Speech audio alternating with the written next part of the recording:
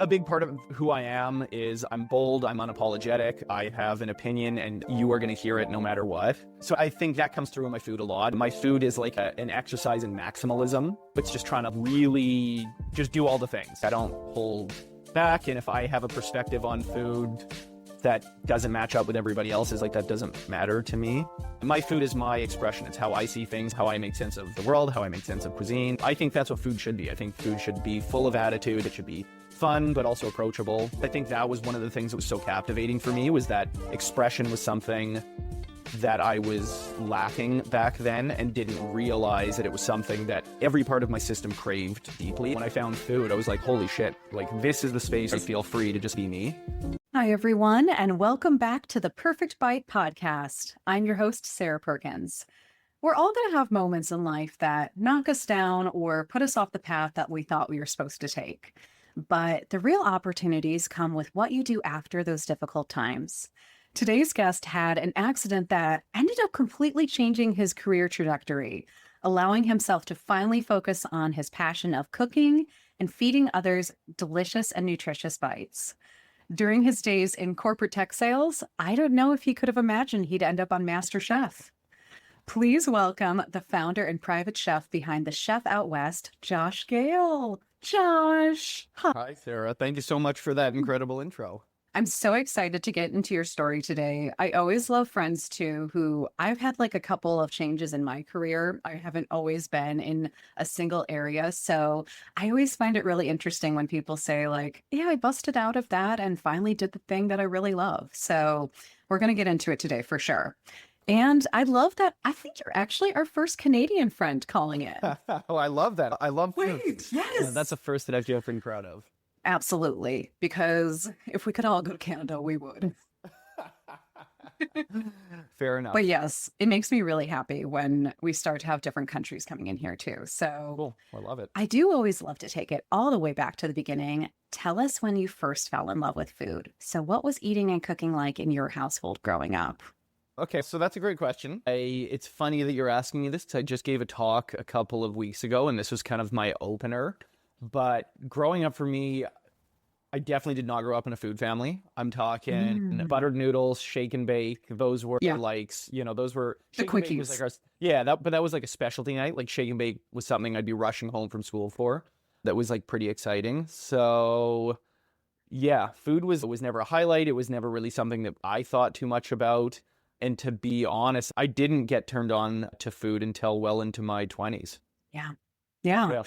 I agree. It took me going outside of the Midwest, loved certain foods growing up. And again, we were an efficiency household as well, where a lot of mashed potatoes came from a box, and you got to do what you got to do as a parent. Kudos. Totally. But I will say, even going to California, I was like, hummus, like, what's this? Which now I'm eating like multiple times a week, or even just what is a good avocado? What is good guacamole? What are all these different cuisines? So I think it doesn't matter if it was like a from day one thing, as long as you found it.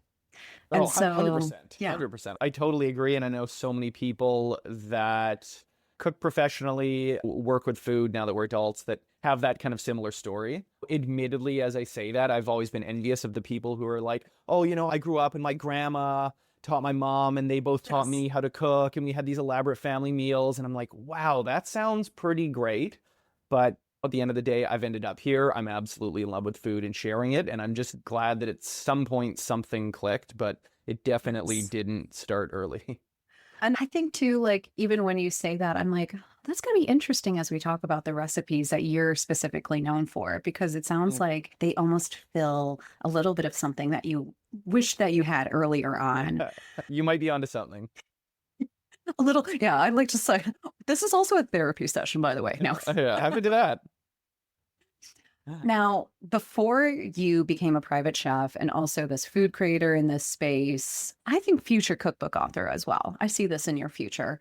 I mean, you're a fellow friend who definitely dabbled in tech. You were in tech corporate sales. What really drew you into that at first? And what are some of those elements from being on a tech startup side of things that you're still applying today? So also a great question. And to be honest, high school, university, that was just the path that made sense to me. In my head, I was like, I want to become a Yeah. CEO. Like, I grew up with that as Wow. this giant in my mind. I'm like, well, if you're a CEO, that means you're successful. And so I want to do that. I Right. want Like to, the top of the ladder. yeah, I want to wear that badge and show that to the world. And so it was really just something that I thought made sense for me. And it probably wasn't coming from the truest place, but at the time, that's what I had to work with. So I kind of went for it and finished college, threw myself into sales immediately right out of college and did that for, I want to say about 6 years. And I was like, I was good at it, but looking back, I can identify the part of myself that wasn't in love with it. There was a part kind of superseding that was like, I am in love with this. That was like telling myself, convincing myself almost that I'm like, I'm in love with this. This is totally my thing. I'm going to take this the whole way. But I can literally go back and see all these parts of myself that weren't in love, that kind of had one foot in, one foot out, and was just waiting for, I don't want to say the next big thing, because that's probably not the right way to describe it, but was just waiting for the rest of me to fall in love with my actual thing, which is food and cooking. And now that I am fully immersed in that, I feel like my full self. Oh, that's exactly where you need to be. Here's the best thing. When you start something yourself, you can be CEO from day one. Like Exactly. you are the founder. Like Exactly. It's come full you circle. you're owning that. Yeah. Yes. Yeah. When you were in tech, were you thinking you're going to start your own tech startup? Were you thinking, oh, I'm going to launch my own software and that's how you were going to do it? Or was it like, I'll start at one company and eventually reach that goal that you thought you had at the time? I mean, I was in the pretty kind of like classic sales org tech space. And so the path that I saw for myself was just like large enterprise sales and like taking that far down the road and then moving from director to VP to C-suite. Yeah. And that was kind of the progression. The craziest thing is like looking at and knowing myself now, I could not be more opposite than like your corporate dude. Like I don't, yeah, I would never You're fit into tech bro. yeah, well, I would never fit in as like a corporate cookie cutter guy or a tech bro. It's just so not who I am. So I was really, the like square peg round hole analogy seems so accurate. I was just trying to fit myself into something that I thought made sense that like truly wasn't for me. So Yeah, yeah. I don't think you're alone in that thought of we were all fed a very similar narrative, I think, from young ages of like, you go to college, you get your 4-year degree, maybe you go get a master's, you're going and getting this type of job. And I think everyone around us is telling that because you want this sense of stability for people in your life Yeah. and you want them to be safe. And that's a safe route. But there is something about following passion that pays off more in the end. Great. And it would be nice if there's money with it, but I it feels so much better. And especially when times are as crazy as they continue to be, it's kind of what you can only fall back on. I mean, given especially think about tech, think of all the layoffs right now. Yeah.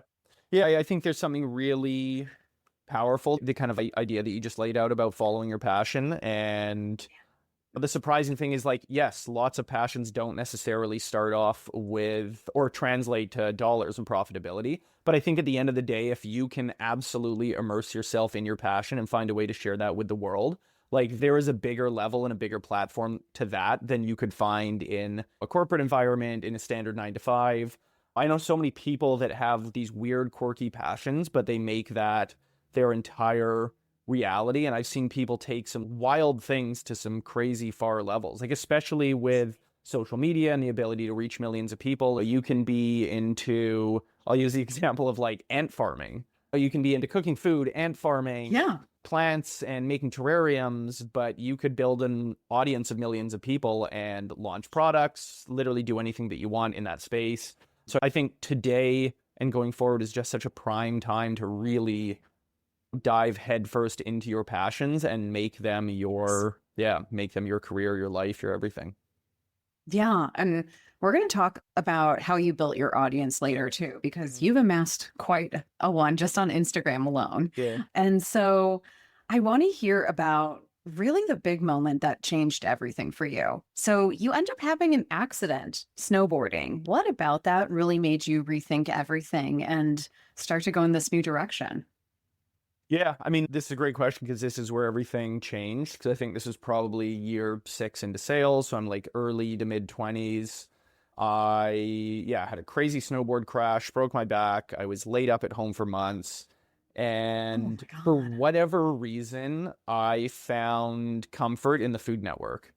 Yeah. And I like couldn't Yeah. leave my couch, couldn't leave my apartment. So just relentlessly 24/7, I was just watching the Food Network. I was watching Jamie Oliver, Gordon Ramsay, Bobby Flay on repeat all day, every day. And I just became obsessed. Like I couldn't stop thinking about the food that these guys were making, but I think I also was obsessed with the amount of passion that these people had Mm. for what they were doing, for creating something, for sharing it.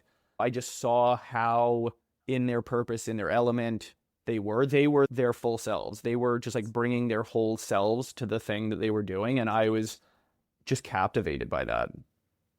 Well, I recognize that feeling too. I Mhm. felt that a few months before I started this podcast, watching the Chef's Table Noodle series. Yeah, And that good first one. episode with Evan Funky, who I'd Yeah, love to have on here yeah, too. And I just kind of teared up and was like in this weird place in terms of my portfolio of clients and what was going on there. And like just that sense again of what am I doing? What am I pushing towards? And I was like, I want to love something as much as this guy loves yeah. noodles. Yeah, exactly. Yeah, I mean, there's so much power in that. There's so much power in falling in love with one specific thing and getting to explore and play and create in that space all day, every day. And that was the thing that I connected with. That was the thing that I realized was missing from my life. Like sales and working a corporate 9 to 5 was not ticking that box for me. And so I was just like, I didn't even make a decision. I was literally just so overcome by this kind of obsession that when I got back on my feet, I just started cooking every day. And I remember obsessing over this one recipe from Jamie Oliver. It was like a Thai red curry, 30 minutes. I had been like ordering delivery Thai curry, and I was like, oh my God, I want to try making this for myself one day. When I got back on my feet, I made this food. It was pretty good. Woke up the next day, tried another recipe, and just ran that cycle on repeat for weeks and then months, and just started cooking and cooking. And I'd cook so much that I couldn't eat it all. And so I started inviting my friends over and feeding them. And that was from where everything started.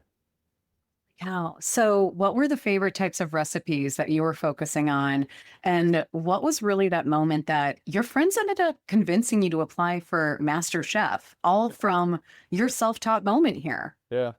Honestly, at the time, I was watching Jamie Oliver's 30-minute meals, and the idea of creating this gorgeous special meal worthy of sharing with friends that you can do in 30 minutes, I found really interesting. So it was a lot of dishes like that. It was a lot of Thai red curries or like making the perfect burger or, the perfect kind of like grilled chicken souvlaki spread, whatever. It was just these relatively simple meals that were also stunning, delicious, easy enough to make that you don't completely destroy the kitchen, but worth having friends over for. And so I really just started kind of playing in that space. And looking back on it, I'm going to say this next part, like, luckily, I just decided to and I don't know if I just decided or a friend recommended it, but I decided to set up an Instagram account in the early OG days of Instagram. Smart move. Yeah, because it was like I wanted to share. I was so Yes. captivated by the people that I watched on TV cooking and sharing their food. I was like, I want to start sharing my food. So I would take photos of these spreads, of these meals, of these dishes, and just started posting it to Instagram and sharing. And I think I probably did that for a couple of years. And again, these were early days. So I started amassing a pretty crazy following pretty quickly just off of photos, which is great because photography is so much easier than filming videos, which is what I do today. Yes. But yeah, started like building up this audience, and I had all of a sudden like 10, 20,000 followers. And then, yes, like you said, one day my friends and I were watching the show MasterChef. We watched the finale episode. At the end of the episode, they're like, we're applying for next season. If you want to apply here, check out the link. And I'm watching it with all my friends, and they're like, dude, you need to apply right now. And I was like, no way, I'm not doing that. This is never going to happen. That's crazy. And they literally forced me to sit down at my laptop. The application asks you to film an application video and tell us why you're going to be the next MasterChef and blah, blah, blah. And I was just like, there's no way I'm doing that.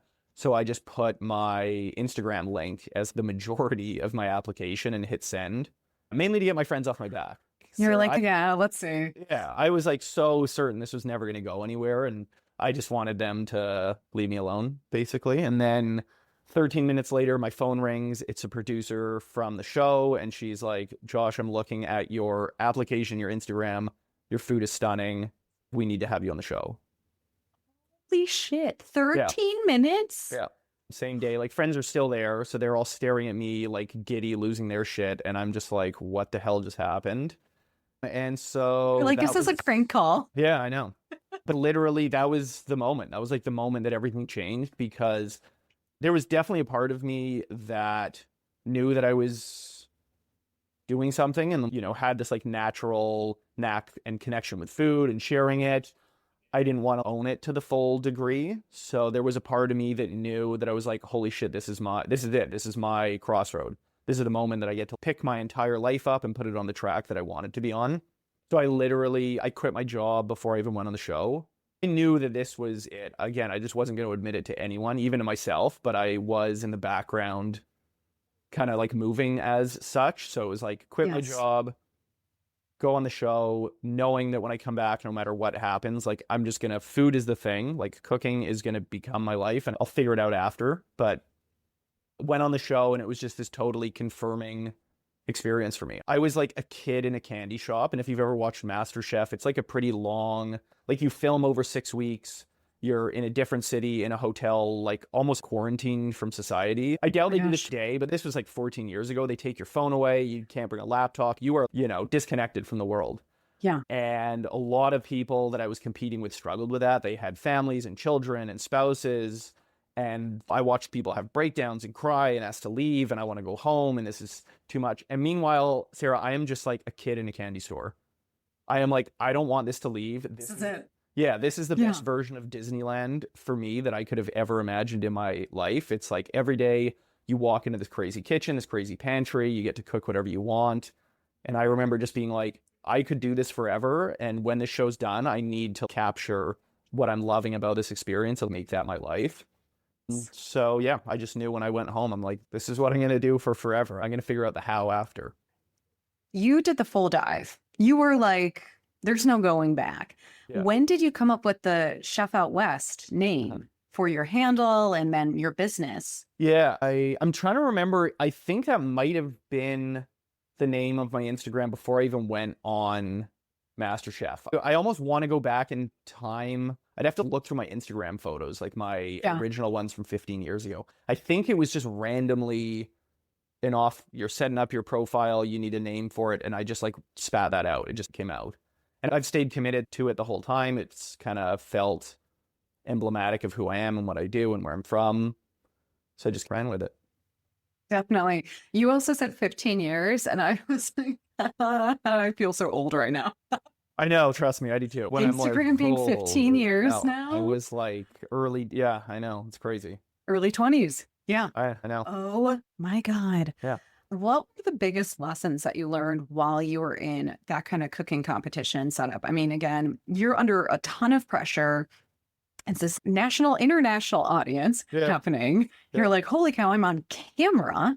And you're trying to also cook in a way that pushes you forward, but also shows your sense of style. So what were you kind of figuring out in that moment of, okay, I went from being inspired by my favorites and the stars I was watching on Food Network to establishing yourself and your own flavors here? I think you literally just captured it in that last line. I think so much of it is about that. It's about establishing yourself, representing who you are, your background, where you've come from, what your like perspective on food is. Again, I think that was what was so captivating about Jamie Oliver, Gordon Ramsay, Bobby Flay to me in those early days, was it gave me the opportunity to interact with that person's perspective on food. They had such a clear identity around food. This is who I am. This is my belief and my style of food, and I'm sharing it with you. And so I just inherited that. I was like, to me, food is a way to express myself. And I think, to be honest, I think that was one of the things that was so captivating for me, was that expression was something that I was lacking back then and didn't realize that it was something that every part of my system craved deeply. And I found my way to express myself through food. And so going on TV, the lessons that I learned was that everyone, the judges, the audience, everyone wants that from you. They want your Right. perspective. They want Like, what who you have are to you? say. Yeah. Who are you in a dish? Who are you in a Yeah. meal? What do you have to say about food? What have you learned about food? If you came from a food family, what does food mean to you? And so I've always tried to communicate that anytime. I mean, shit, anytime I cook food, that's Yes. essentially the place that it's coming from. But especially when I go on TV and cook in competition settings, my mission, the whole goal of why I'm there is to show somebody who I am through the food that I cook. Yes. What would you say are like classic elements of a Josh dish? So, like, if we're going on your site, if we're going on your Instagram, if we're seeing you on one of these cooking competitions, like, what are things that you recognize are part of your personal storytelling through food? So I love this question. I think the reason that I'm laughing is I can think of the times where like judges on TV have commented it on a way that I think captures it really well. Because I think to me, a big part of who I am is I'm bold, I'm unapologetic, I have an opinion, and you are going to hear it no matter what. And so I think that comes through in my food a lot. And I remember when I was on Beat Bobby Flay a few years ago, and one of the judges, Christian Peroni, said that my food is like an exercise in maximalism. It's just trying to really just do all the things. It's trying to, Yes. it's big, it's bold, it's kind of in your face. And so, yeah, I think my food it's fun, it's assertive, it's bold, it's really unapologetic. I don't hold back. And if I have a perspective on food that doesn't match up with everybody else's, like that doesn't matter to me. My food is my expression. It's how I see things, how I make sense of the world, how I make sense of cuisine, how I make sense of just food itself. I think that's what food should be. I think food should be full of attitude. It should be unapologetic. It should be fun, but also approachable. There are a lot of buzzwords thrown out there, but I think at the end of the day, it's that. It's fun, bold, In your face. approachable, in your face. Yeah. I love it. Give us a couple examples of some of your favorite dishes you've done that you're like, no one will say this is done by anyone else. I mean, the one on Bobby Flay that was described as like maximalism was I did this lobster stuffed ravioli in this crazy spicy tomato lobster sauce with crispy capers. So it was like rich, salty, crispy, Yeah. super savory, like this really deep sauce. It was just like ticking all these boxes. And I was like serving it to a couple of Italian judges. So it was just so non-traditional, which again, to me is that like Yeah. unapologetic. I don't care about the rules that you come from. This is food to me and it makes sense Yes. for this reason. And yeah, it was just like all of these things. It was big, it was loud, it was in your face. It was like a little bit rule breaking and everybody fucking loved it. And it may not always go that way, but at the end of the day, I'll always just cook the food that I Can want be to cook. polarizing. Yeah. Yes. And that's fine. Not everybody has to love everything that Yeah. somebody does. Not everyone has to love the things that I do, but I think at the end of the day, I'll always just be myself. I think the reason that I love Yeah. the Good. food space so much is it just gives me a place to play around and be myself. Yeah. It's like you finally came out of this box and you're like, Yeah. the box is yes. open, folks. Like, Yes. we're not going back in. Which is really accurate. I really do think a lot of why I love this is because, again, there's a huge part of me that loves to be like expressive and be myself and be like bold, playful, fun, silly. And especially when I was younger, couldn't find that in other areas of my life. So it was something that I was really Yes. holding on to and craving. And then when I found food, I was like, holy shit, like this is the space where I feel free to just be me. And so that's one of the things that Beautiful. through and through, I've been doing this I started cooking 16 something years ago. Like that's remained true from start to finish so far. It's beautiful. So you get off the show. Now, did you tell yourself in that moment what type of business you wanted to start? Or were you saying, like, okay, this is my moment to be founder and CEO of something? What's it going to be? Tell us about the early private chefing days and what that business really looks like. So, folks who are, again, interested in maybe doing something a little bit more of their own instead of, say, going traditional restaurant kitchen route and saying, okay, I'll just work my way up the way that you were thinking about tech. Yeah. How did you really get started as the chef out west? Yeah. Sir private chef. I'm going to try and I'll run through it. So I finished MasterChef, certain that I want to cook, no idea what the next step is. Come home from Vancouver, randomly with one of the other competitors, decide to go to a restaurant at the time that I really liked in Vancouver. They have an open kitchen where you can sit in front of the chefs and talk to them while you eat. And so we're just chatting, asking them like nerdy food questions. And one of them's like, you seem to know quite a bit about food. Do you cook anywhere? I was like, well, I don't right now, but I really want to get into restaurants. I don't really know how to start. And they're like, well, if you want, you could come do, in restaurants, it's called a stage, like a free, like an internship. So if you want, you could come in on next Monday for a stage. And I was like, oh my God, it's happening. So I bring my knives. I'm all ready to go. Fucking terrified at the same time. I work at this restaurant for free for 2 weeks. It goes well. They offer me a job. And that's my first year in the industry, working as a cook, picking parsley for 2 hours at 6 a.m., just anything, whatever. And that gets me in. And then spend the next 10 years working in restaurants, work my way up to head chef. I run some of the best restaurants in Vancouver. And that's a decade of my life. I loved it.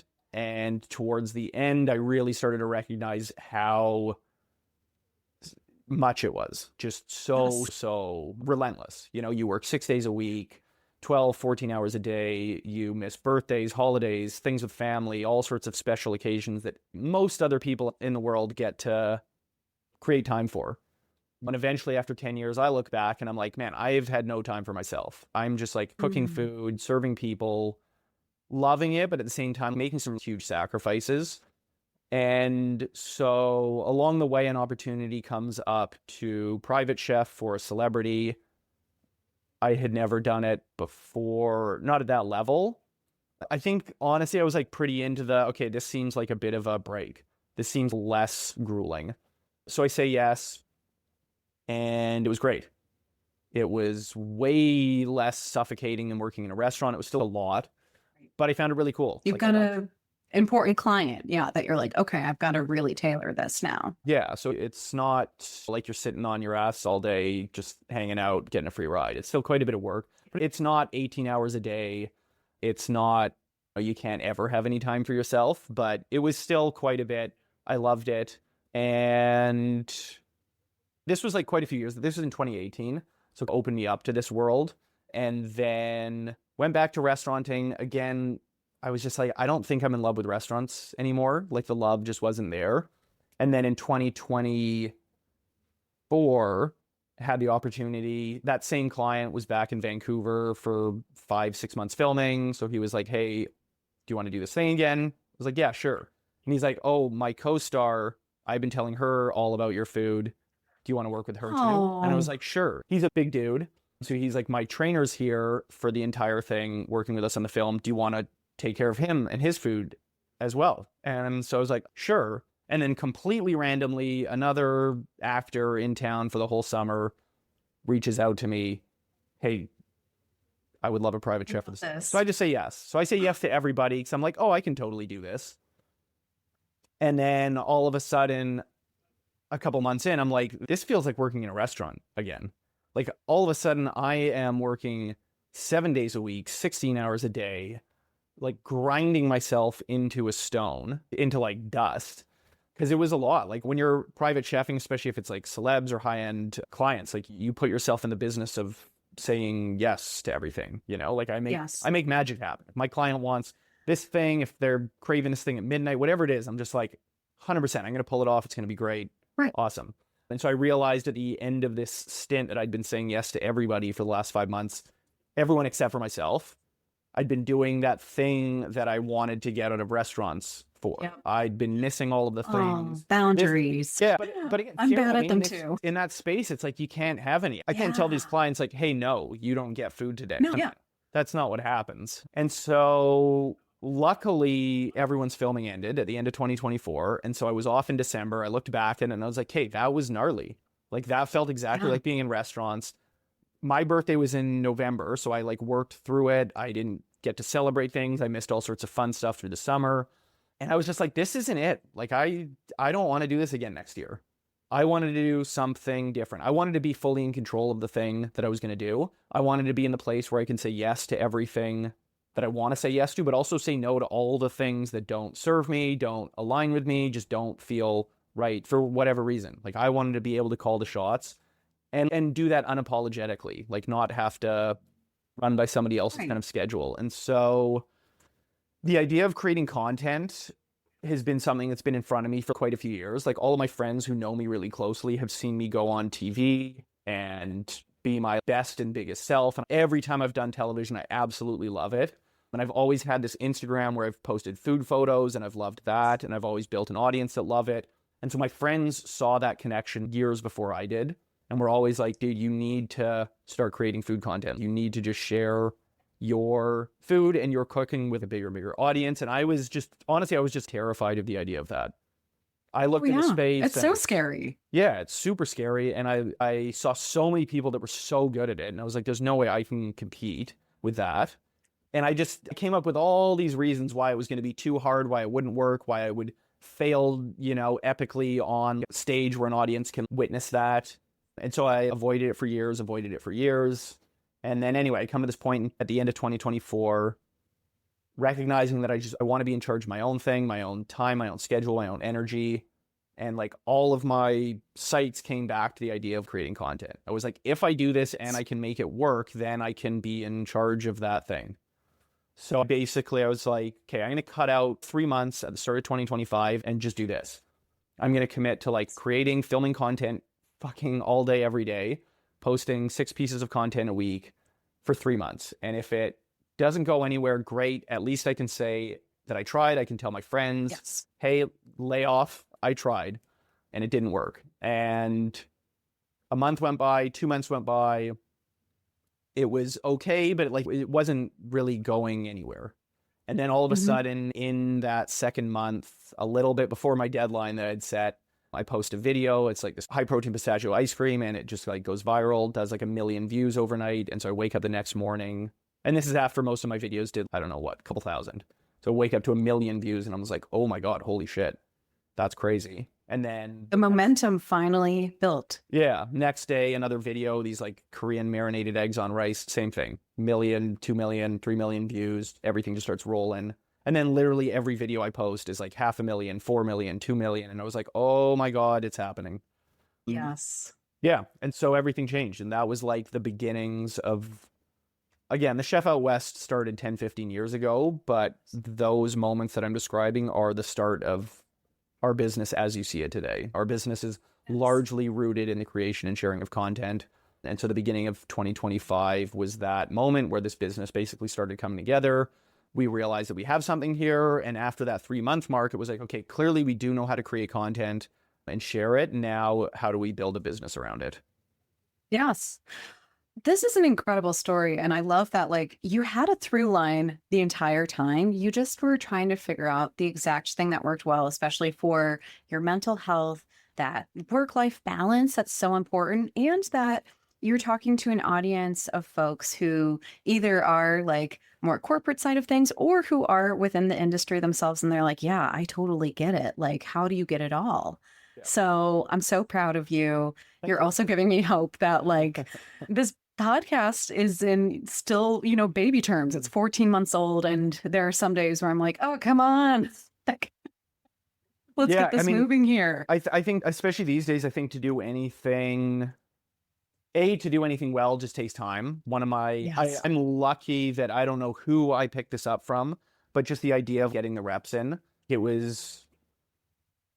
I absorbed the understanding that's like, you got to put in the reps, you got to get really good at the thing first. And that's just beginning stages. That gets you to step 1. And then it's like, how do I start sharing this? How do I build a business around it? How do I scale? How do I take it to the next level? How do I bring in the people that can help me do those things? Yes. Which, as I'm saying that, Sarah, I've recognized has been like probably one of the biggest shifts and game changers for me is I've always held so tightly onto the thing that I do because I don't want anyone to get to see the inside and watch me do something wrong or fumble at something or show off any of my not perfect versions.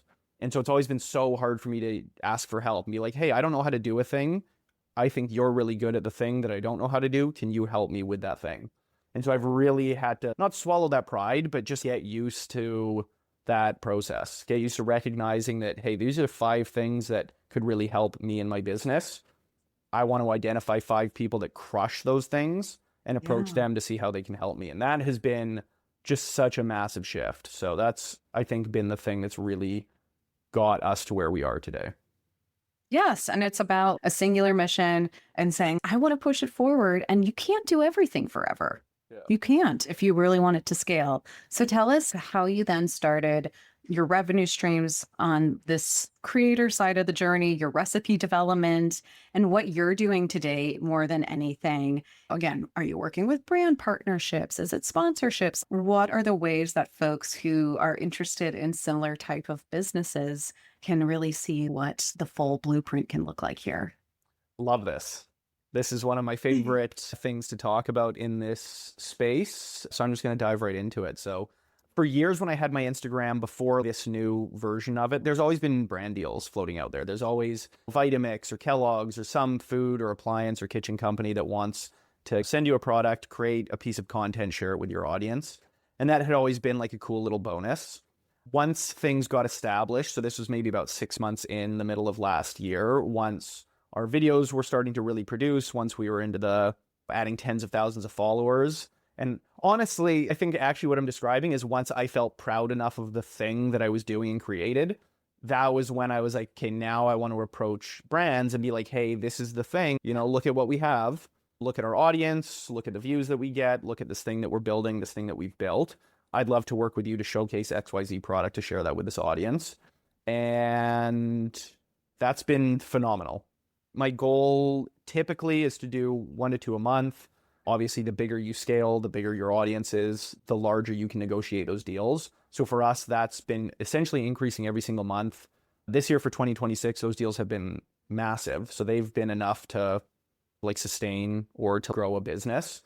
And so we're really leaning into those. The only thing with brand deals is that you're not in full control of them. Again, there's been this, you talked about that thread and that through line, and this has been another one, is I'm always looking to try and be as in control of the parts of my business as possible and not just letting things run out in the wind or just hoping that a client gets back to me out of the blue, these type of things. And so for anyone listening who's been in the space, I'm sure you're very familiar. Brand deals come and go. There's months where they're coming in the door, there's months where they're closing, and then there's a 2-month period where no one even gets back to you. Or you have a deal at the finish line and then they just ghost you.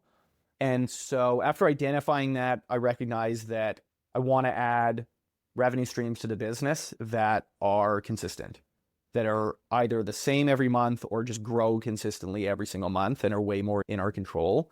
Yes. And so, the next one that I'll mention, very specific content creation, but that is just view monetization. So on Facebook and YouTube, those two platforms pay creators really well for views on their videos.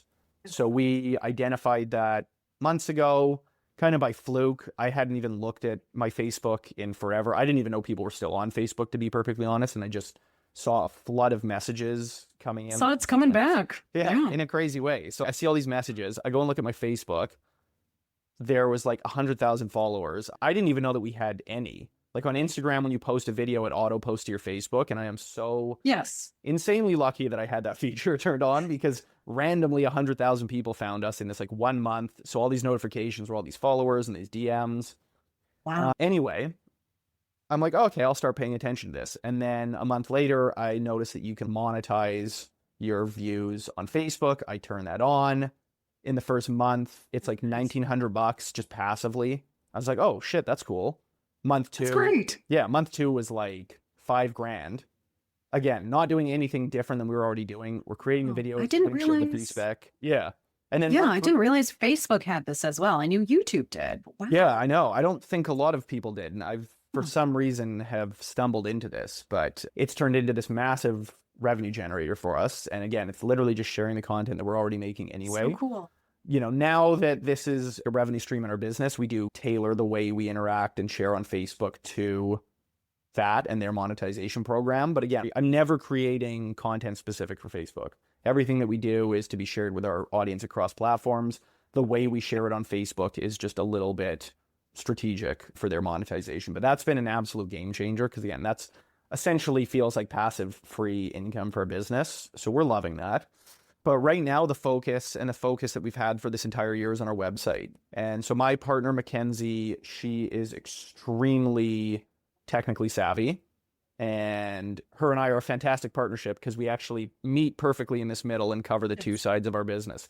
That's what you need. I cover the creative. all the way till the point that it becomes technical. And that's where I hard stop. She had to help me log on to our podcast session today. And then from the very technical beginnings all the way to the technical mastery is where Mackenzie crushes it. And she's extremely organized and like really handles all the ops of our business. And so we recognized at the end of last year that for creators in our space, having a food recipe website that's monetized with ads can be one of the most insane revenue generators in our space. And so in January, Mackenzie built our now website. We had a website previously. It's always been the chefoutwest.com, but she built and launched our new website. A month later, we monetized it with ads. Now our entire mission with our content is to drive as many people as possible from our social media platforms to our website in order to capture that ad revenue. And that has just been we're just entering month 3, but we're growing 100% month over month. So we have some wild revenue targets with that for later this year into next year. And I think that maybe by the end of this year into next year, we'll flip where the website will generate more revenue for us than our brand deals do. And that'll be a pretty crazy and exciting day because, again, that's the piece that we have very full control over. It's like all of our efforts can funnel into one thing and we can move the needle in a very predictable way. The brand deals, again, being very unpredictable. So that for us has been really exciting. And I think the most exciting thing about it is that at the end of the day, the website is just an extension of the content. It is the whole reason that I wanted to get into this space in the first place was to just share and express. And our website is just our hub for that. It is me spread out across internet pages that people can click through. It's all my recipes, all my backstories, the reason that I love this, the reason that I love that. It's just more of me, which again, I don't want to say I'll always have hiccups around sharing. Like I'm still getting used to the idea of sharing more and more of my like true self. But I think the website helps us and helps me lean into that into a more and more authentic way every single day. So yeah, I mean, if anyone's listening and wants to see behind the curtain, checking out the website and checking out some of my kind of like stories and recipes is just a cool way to get to know who I am through the food that I share. Absolutely. And you have a really nice book of recipes. But I think my big question was like, okay, that's for free, which is very kind. What do you think about potentially getting into the publishing side of things and doing a Chef Out West cookbook? Because I know you're very online, but myself, many listeners, we love like just that gorgeous handheld cookbook. It's a beautiful gift. It's great for your kitchen that you can actually just physically have, just in case something goes down. No, I 100% agree. I mean, this literally from day one, this has been top of mind. It's been the headline item on my goal planning for years now.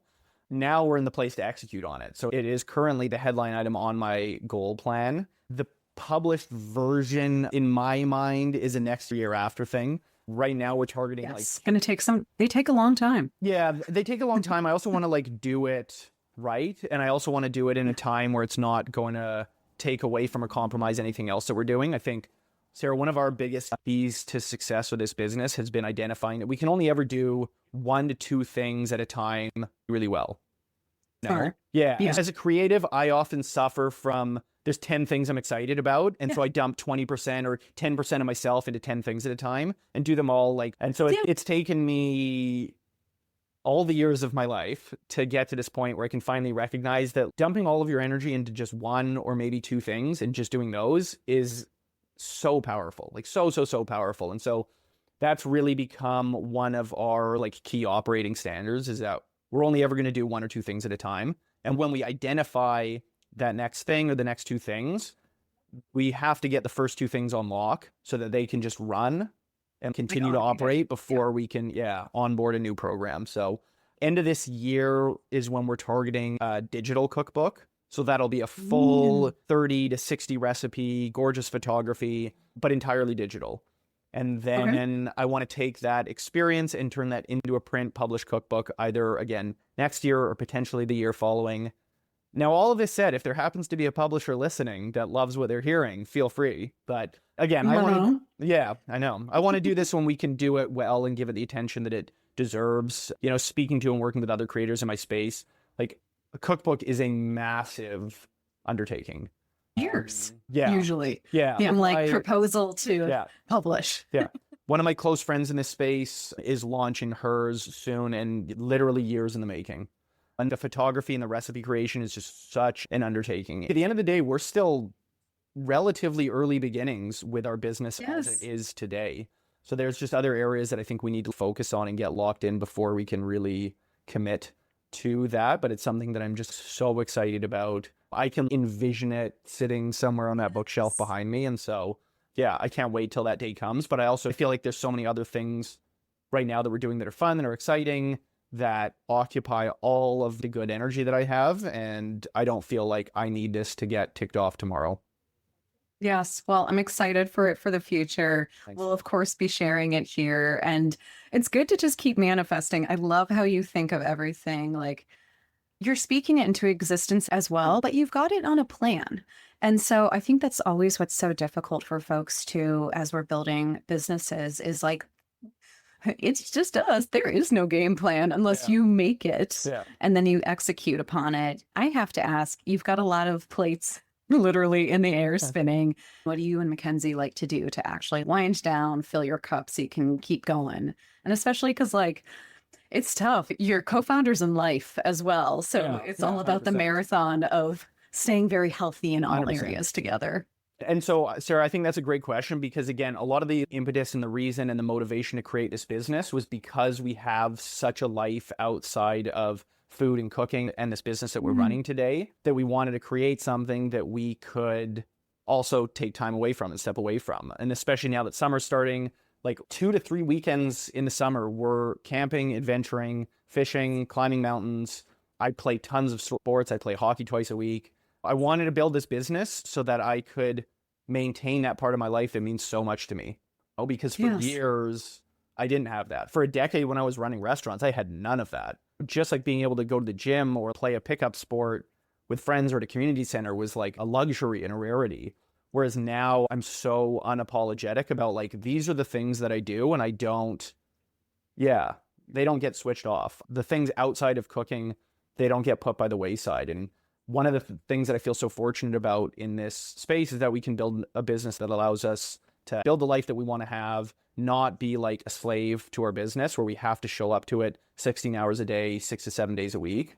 I know everything right now behind me looks very tidy and orderly, but Mackenzie and I just moved into a new place a week ago.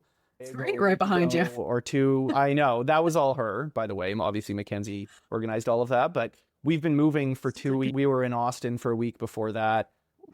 I've filmed one piece of content in 3 weeks.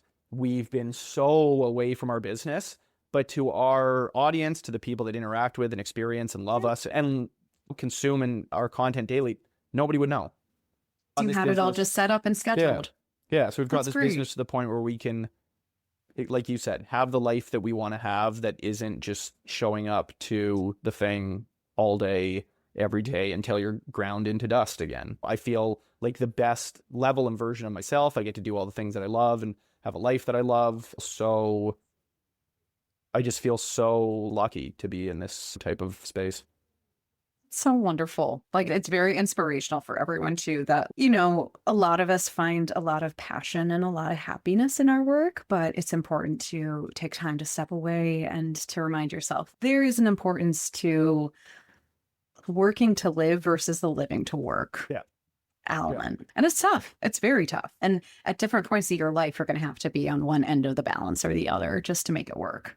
Yeah. I mean, it's never going to be like that always. I've really only had this number of years, but I think the reason that I share this with such importance to me is that because I've recognized how powerful this can be. And I have recognized, again, just like how lucky I am to be in this position today. It wasn't always like this. And I think it's good for people to hear that it's possible. It does exist. I think it exists the most, again, when you take your passions and turn them into your pursuit, your career, the thing that you do, the thing that you share with the world. Because when you're working for somebody else or for something else, it can be really hard to be unapologetic. Be like, oh, I'm doing this thing for a month. I'm going to, whatever it is. But I think if you can take your passion and turn that into your career and your business, that's when you can build a life that you don't ever want to, step away from. You're just like, man, everything is just so aligned. I feel so lucky. So that's where we're at today. which feels nice. Yes. And like you mentioned too, you have to do it authentically because a lot of people will be like, okay, great, you can make money from that. I'll do that thing. But it doesn't really work unless you want to work at it really hard. Oh, 100%. I mean, God, I definitely wouldn't be. I mean, I didn't even know the opportunity that this type of business existed until we were already well inside it. Like into it. Yeah. And 6 months into the work, the opportunities for us just doors keep opening, and I keep realizing there's just bigger and bigger levels to a business like this, which is great. But I didn't do this because I think this is a way to make a bunch of money and only work half time. I was like, there's something that I love doing. I want to just figure out how to do that as much as possible. Because when I'm cooking food, filming content, sharing that with people, to me, that doesn't feel like work. That's something that I would do anyway. I've always said that I have this, I'm in a gift and a curse situation where the thing that I love doing the most, I could never make a dime for doing it, and I could still feel like I'm ticking that box. If I just cook food for somebody once a day, I feel like I'm doing the thing that I was meant to do. And so, again, luckily I've been able to build that out into a business that can support our life and scale and things like that. But I think at the end of the day, finding that thing that you would do even if nobody was paying you is the most important thing, because that's what lets you show up to it when it's hard, lets you show up to it day after day, because you're like, man, I'm so lucky that I get to do this thing. Yeah. You're giving me a good push right now. Like you're making me feel a little emotional because despite all the blessings and again, I feel really lucky being like, wow, I have privilege and live in a world where I was able to make my own business and be independent. Right. And I think a lot of people don't feel that way. But yeah, there are some days where it is just a grind as well. And you're like, totally. Is it working? Yeah, totally. Does anyone care? Totally. Trust me, there's periods in this where I get way too attached to the performance of our business, the views. Numbers. Yeah. Yeah. I'll spend 2 weeks filming videos that I think are incredible, and then they just all bomb. And I'm like, oh my God, do I even know what I'm doing anymore? Yeah. Yes, exactly. I've peaked. This is it. There's always moments like that. That's just specific to us and how this business works. But that experience is the same for anybody running their own business, any entrepreneur. There's ups and there's downs, but I think in the downs, if you can fall back on the thing that I'm doing is the thing that I love doing, so it'll always come back to an up moment. That's what can give you that lift when things are tough. Keep going through it. Yeah. Exactly. Josh, this has been wonderful. You're full of amazing stories, advice, great inspiration. Last few questions before the world's best and hardest question here. So you have a lot to be proud of, but what do you think you're most proud of? How do you want to continue to grow? And what do you think is next in your journey? I think the thing that I'm most proud of is that Mackenzie and I are building a business together that we both really love, that we're both really excited about, and that allows both of us to do the things that we're really just naturally talented at, and we're not having to force ourselves. Again, there was that kind of square peg, round hole analogy earlier. And a lot of this is just, we are lucky to be in this situation where I love being creative. Mackenzie loves being ops-based and technical. And so there's very little overlap. But I feel really proud of the fact that we have identified that. We're making it work. We're making the dynamic work where we're colleagues, we're in relationship together, and we're navigating and succeeding in those two dynamics at the same time. I've talked to a lot of people who have had this dynamic be the end of them, couples who have worked together and ended up divorced because they only knew how to be in colleague mode and never in relationship mode, and actually stayed in colleague mode. So a few couples that divorced but kept working together. So knowing that they were better colleagues than in relationship. And so I think one thing I feel really proud of is that we've been very eyes open to this situation and opportunity that we're presented with, and we're building a business while building a life and a relationship together. And these two paths are growing in unison and not eating away. Beautiful. And so I feel really proud of that. Well, it's such a good compliment too. It's again, you guys seem like you have a wonderful soul connection that you're able to get what the other needs, especially during tough times. Yeah. What's one piece of advice you'd like to give folks who are looking to start something new of their own? So whether it's within food and bev and hospitality or anything else. Start the thing.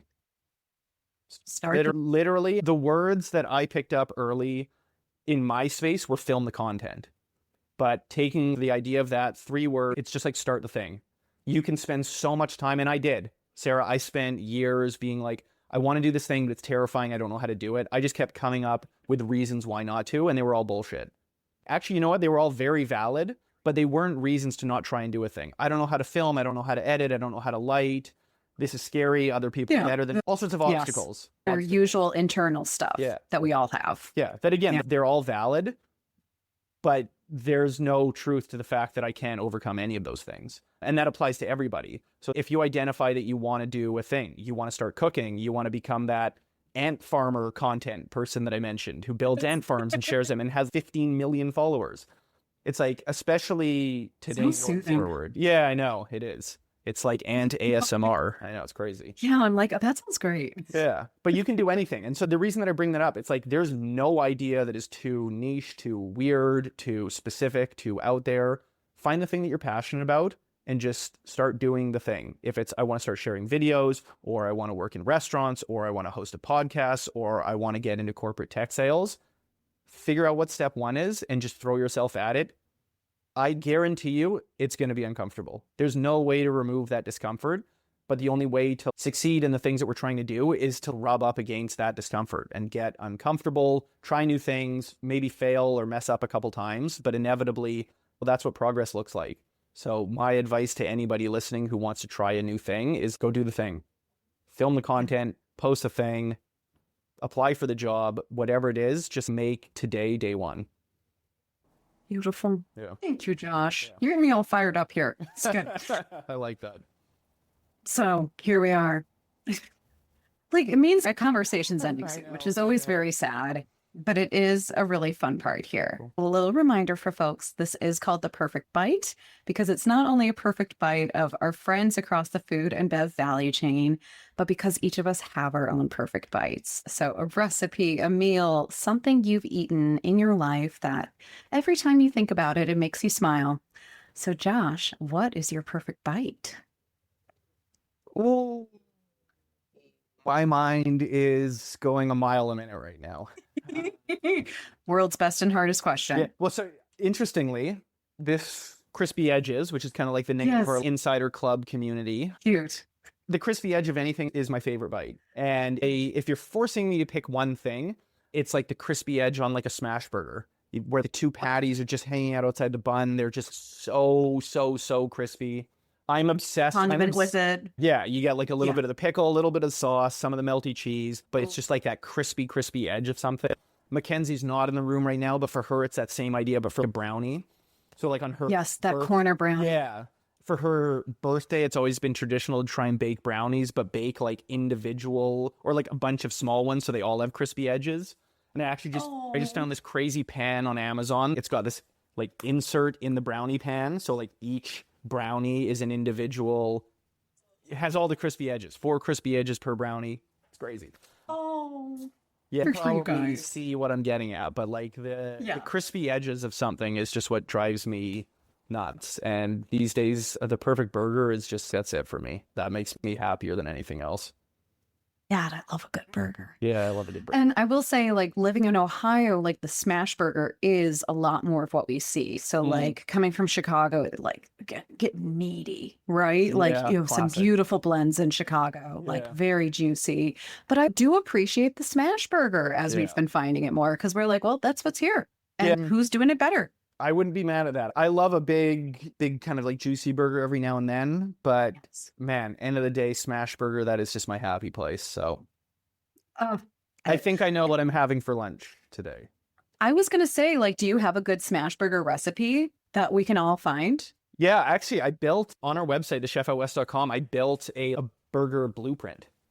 So it like walks you through how to make the perfect burger, recognizing that's a different thing to everybody. So for the perfect smash burger, my blueprint for the perfect big juicy burger, the sauces, the techniques, everything's there. So if there's anyone listening that's craving a burger as much as I am right now, that's a great place to start for some burger info.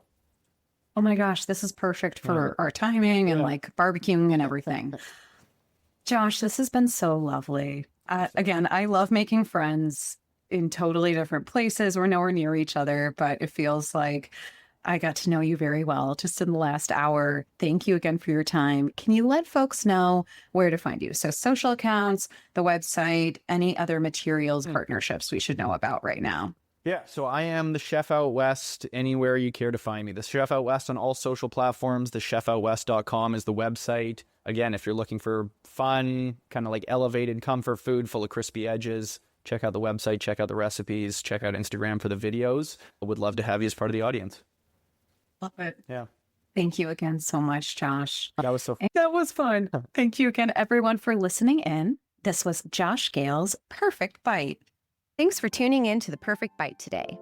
You can listen to future episodes on Apple Podcasts, Spotify, and anywhere else you listen to podcasts.